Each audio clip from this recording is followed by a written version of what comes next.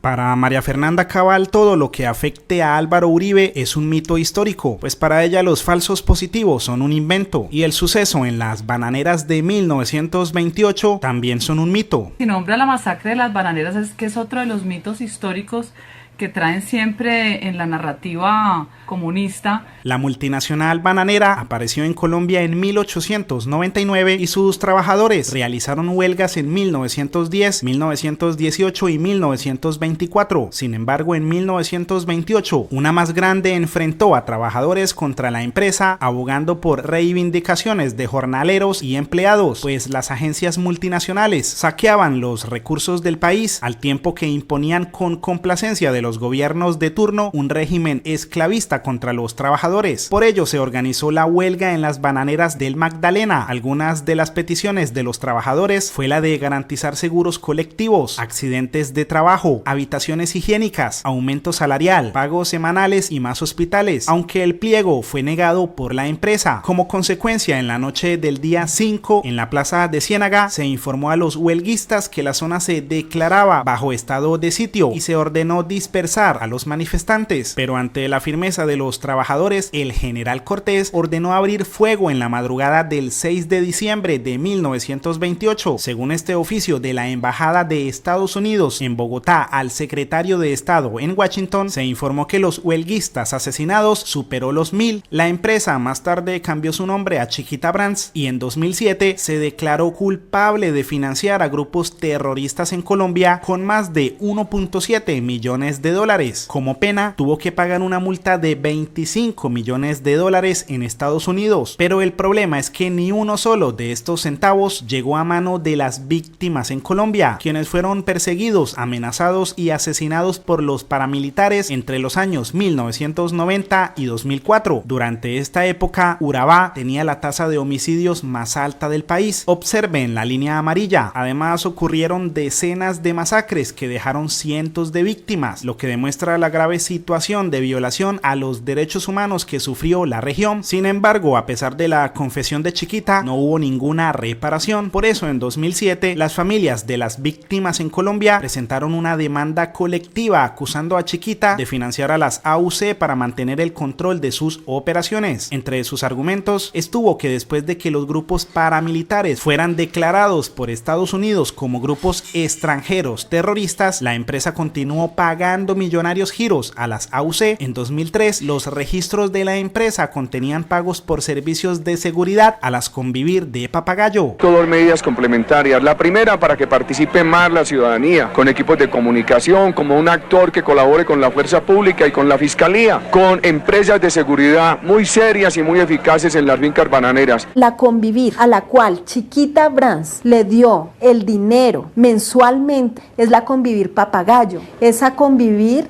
se creó con la firma de Álvaro Uribe Vélez y fue la misma que recibió los pagos de Chiquita Brands destinados al paramilitarismo que generó toda esa secuela de muerte. También una de las filiales de Chiquita, o sea Banades, es investigado por tráfico de armas, pues les fue incautado material bélico que tenía como destino las manos de los paramilitares en 2001. La carga trasladada a los patios de Banades contenía 3.000 fusiles y 5 millones de municiones. Sin embargo, Chiquita siempre estuvo desestimando las demandas. En abril de 2024 se inició el juicio en Estados Unidos, todas las víctimas bajo el seudónimo de John o Jane Doe, para proteger sus identidades y reclamando daños y perjuicios por crímenes de lesa humanidad, tortura, crímenes de guerra, terrorismo, apoyo material a organizaciones terroristas, violación del derecho a la vida, libertad y seguridad de persona, muerte por negligencia, asalto y agresión, inflicción intencional de estrés emocional y contratación negligente. Y como resultado, la empresa fue condenada a pagar una millonaria indemnización a las víctimas de los grupos que financió. Una de las abogadas del caso declaró: nuestros clientes arriesgaron sus vidas para pedir cuentas a Chiquita, depositando su fe en el sistema judicial de Estados Unidos. Ante la noticia, Wilson Arias comentó que alguien le explique a María Fernanda Cabal que la Chiquita Brands, que hoy condena a la justicia norteamericana por financiación del paramilitarismo en Urabá, es la misma United Fruit Company responsable de la masacre de las bananeras en 1928. Que vaya, estudie, Cabal. Hola, que por favor alguien le explique a María Fernanda Cabal que la Chiquita Brands, que hoy condena a la justicia norteamericana por financiación del paramilitarismo, es la misma United Fruit Company responsable de la masacre de las bananeras en 1928. Vaya estudio, cabal. Apoyaron con 3 centavos de dólar a las autodefensas, y de esos iba $1 centavo para la autodefensa, uno para ejército y otro para la convivir, por cada kilo de banano que se exportaba, y esto lógicamente que sumó millones de dólares. Por ahí ingresamos armamento, 4.500 fusiles por un lado, 3.500 por el otro, o sea que por Urabá entraron 8.000 fusiles por lo menos y millones de cartuchos. La Ley 1909 de 2018 adopta el Estatuto de la Oposición para darle protección especial del derecho a la oposición a las organizaciones políticas. Este derecho permite proponer alternativas políticas, disentir, criticar, fiscalizar y ejercer libremente el control político a la gestión del gobierno. Para acceder a los derechos de esta ley, los partidos deberán declararse en oposición o independientes o de gobierno. Por ejemplo, partidos como Cambio Radical y el Centro Democrático se declararon de oposición, y aunque la ley es aplicable solo a organizaciones políticas como partidos y movimientos, no nos esperábamos que un medio de comunicación fuera a hacerle oposición al gobierno, pues aunque la revista debería comportarse como un medio de comunicación, su participación democrática la convierte en un actor político de oposición. Miremos este análisis. Estos son los 9 argumentos de oposición del Centro Democrático. El primero dice que sí hay héroes, misma palabra que utiliza Vicky Dávila una y otra vez, como si nuestros soldados fueran parte de la oposición y estuvieran en contra de Gustavo Petro. El segundo argumento del Centro Democrático es la seguridad, otra de las frases favoritas de Vicky Dávila para criticar al gobierno, la cual utiliza una y otra vez con pocas pruebas, solo con percepción personal. El Centro Democrático también hace oposición con el argumento minero energético, misma idea que también usa Vicky Dávila para atacar a Petro. El Centro Democrático también tomó la lucha contra el narcotráfico como bandera de oposición, y Vicky también utiliza la misma idea para hablar mal de Petro. El argumento 5 del Centro Democrático dice que este no es un momento para destruir, sino para corregir y avanzar sobre lo construido, mismas palabras que Vicky copió y pegó para defender, por ejemplo, a las mismas EPS que defiende la oposición. Y por último, el Centro Democrático dice que el compromiso debe ser defender la democracia, mismo cuento con el que Vicky Dávila hace oposición, pero la señora es tan descarada que quiere borrar todo lo que hace y dice, simplemente diciendo que no es opositora. No soy opositora, soy periodista. No hago política con el periodismo. Eso sí, tengo la convicción de que a través del ejercicio periodístico puedo hacer patria. Que nos explique cómo es que no es de oposición si está en contra de las reformas. La reforma a la educación es mala, la reforma a la salud es mala, la reforma pensional es mala y la reforma tributaria es mala. Si la señora dice no ser de oposición, ¿por qué siempre habla mal de una misma corriente política? Dice que la extrema izquierda es exterminadora, dice que la izquierda quiere quebrar a los empresarios y dice que la izquierda ataca sin límites, se victimiza, llora y grita. Y como los ataques de la periodista siempre son para la izquierda, es fácil concluir que la señora es de derecha, o sea, de la misma corriente del Centro Democrático y Cambio Radical, partidos de oposición. La señora dijo que en Europa se cansaron de la izquierda y que aquí Milei, Noboa y Bukele empiezan a marcar una tendencia en América Latina, pero la señora está tan desubicada que no se ha dado cuenta que Bukele ni siquiera es de derecha. Bueno, ¿y ustedes qué son? ¿Son de derecha o son de izquierda? ¿O son de centro? ¿O son de centro derecha? ¿O son de centro izquierda?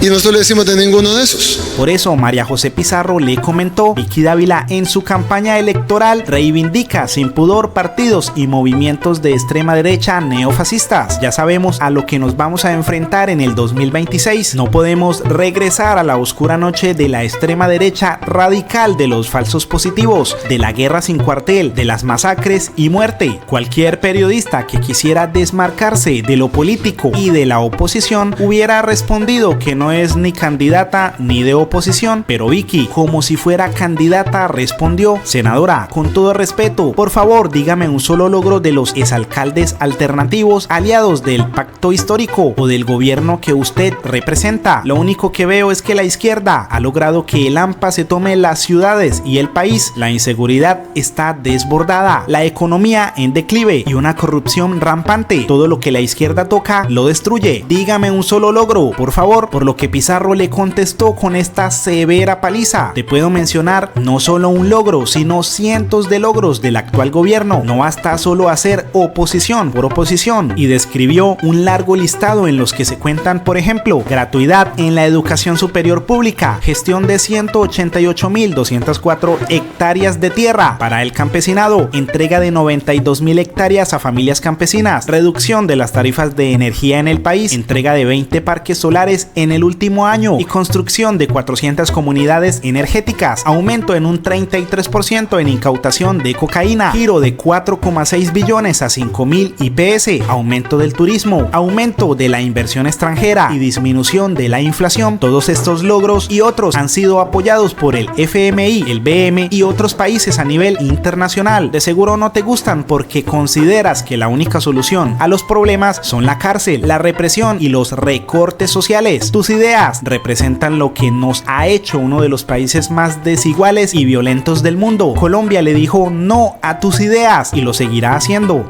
Antes de 2022, el ex vicepresidente Francisco Santos estaba totalmente desaparecido del panorama político en Colombia. De hecho, antes de 2018, los únicos titulares que mencionaban su nombre eran, por ejemplo, este del Espectador en 2016 sobre su investigación por promover el paramilitarismo, o donde le decían que no tenía autoridad moral para hablar de corrupción en 2014. Santos continuó apareciendo en más titulares en los que la fiscalía lo acusaba de concierto para delinquir con grupos paramilitares, el cual es un delito de lesa humanidad. También en la página del Consejo de Bogotá se escribió un artículo titulado Las convivir de Pacho Santos, en las que se describe las ideas del candidato a la alcaldía de Bogotá como una estrategia de seguridad con una fórmula de sangrienta recordación. De hecho, miramos el programa de gobierno del señor Pacho Santos titulado Cambio con Seguridad para Bogotá, y era casi un copia y pegue del plan de gobierno de Álvaro Uribe. El primer capítulo del programa de Álvaro Uribe se tituló Brindar Seguridad Democrática y el primer punto de Pacho Santos se tituló Seguridad Democrática Urbana. Y bien, aunque el señor Santos estaba desaparecido, Semana y la candidatura de Gustavo Petro lo hicieron revivir, solo para decir que Petro nunca sería presidente. Y va a ser la victoria más arrolladora en la historia de Colombia, ya se ven las encuestas. Petro está probando de su propia medicina. Lo que él creó le puso un techo importante, 8,5 millones de votos, pero lo convirtió en alguien que jamás va a ser presidente de Colombia. De hecho, el señor colocó al condenado Rodolfo Hernández como presidente. Fui a un evento en Miami y dije, va a ganar este señor, va a pasar a la segunda vuelta y va a ser presidente, haciendo este enganche. Y entre Vicky Dávila y Pacho Santos, a pesar de las investigaciones contra Rodolfo, lo hicieron quedar como un mejor candidato que Petro. El señor es divertidísimo, tiene una chispa, tiene una manera de agarrar. Es que me encanta decirle el viejito porque ya todos mis amigos se montaron en el bus y dicen el viejito, vamos por el viejito. Y en el chat dicen, ¿cómo habrá amanecido hoy el viejito? O sea, es un tema ya que se volvió humano. Peyorativo, no es peyorativo. No es peyorativo, es de cariño. Más bien como es de tierno. cariño. Es como tierno. Sí, es de ternura, mire. Al mismo tiempo, el señor Santos enumeró todo lo malo que supuestamente iba a hacer Petro con el país. Todo el mundo tiene claro, Petro, qué es y qué iba a hacer. Iba a expropiar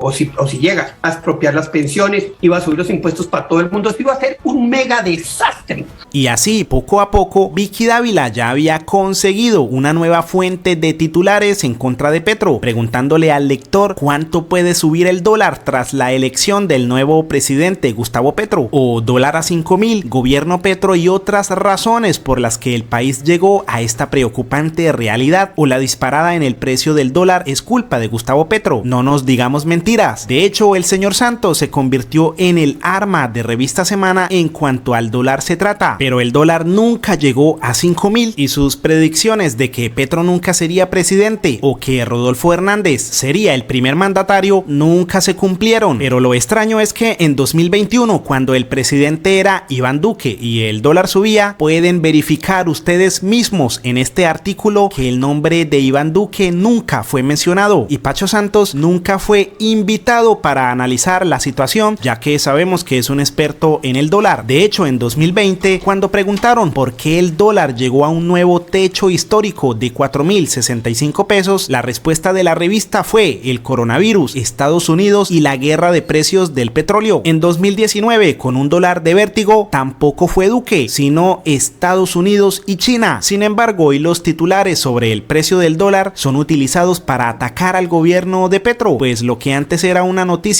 común y corriente, hoy llevan palabras alarmantes que envían mensajes negativos en todos los sentidos. Observemos solo este: con la palabra urgente causan sensacionalismo, además agregan la palabra temor, la cual en sí sola causa miedo. La frase "los temores se hicieron realidad" le dicen al lector que las cosas negativas que decían de Petro se están cumpliendo, como por ejemplo la expropiación, y aumentan más el negativismo agregando la frase "la noticia es muy mala para toda la gente". Y aunque Duque recibió un dólar a 2.942 pesos y lo entregó a más de 4.200, Pacho Santos nunca se escandalizó. Es más, durante todos estos meses que el dólar estuvo a la baja, Pacho Santos nunca dijo que era por Petro. Sin embargo, hoy que sube algunos pesos, miren lo que dice. Lo dije al arrancar el gobierno: dólar a 5.000 pesos. Subió y bajó por el exceso de dólares en el mercado mundial. Ahora el desastroso manejo económico pasa la cuenta. Para allá vamos otra vez, dólar a 5.000. Por lo que el profesor Ismael González le comentó: por favor no cambie de tema, junto con esta imagen de un bloque con el escudo de Bogotá que dice Bloque Capital. Además, la concejala de Cali, Ana Erazo, le comentó: según lo dicho por alias El Alemán y Mancuso, usted debería estar expreso y no escribiendo las acostumbradas insensateces que cada vez tienen menos gracia. Parte del problema de Colombia es que personas como usted anden por ahí así tranquilos por la vida después de tanto daño. La JEP Colombia lo espera, señor.